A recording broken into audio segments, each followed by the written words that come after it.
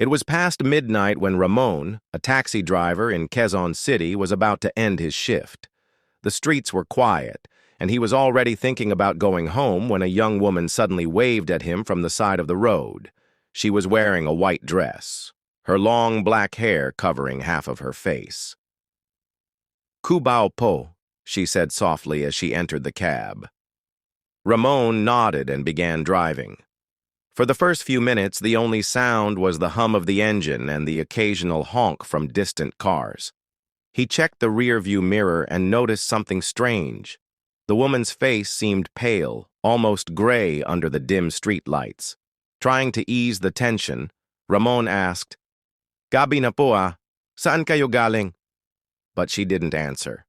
She just stared out the window, her hands clasped tightly on her lap.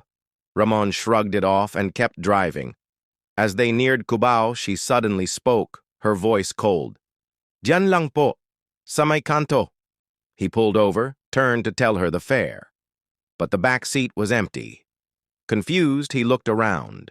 The door hadn't opened, the meter was still running, and the faint scent of Sampaguita perfume lingered in the air. Shaken, Ramon drove off. When he finally got home, he reached into his pocket for his earnings of the night. His hand froze. Among the crumpled bills was one folded old peso note, yellowed, brittle, and decades out of circulation.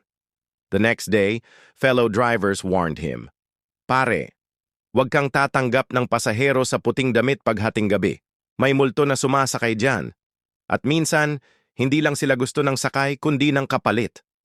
Would you like me to make you a series of long taxi horror stories, like an anthology, each different but linked by eerie taxi rides?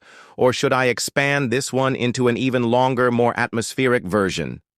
Just click subscribe.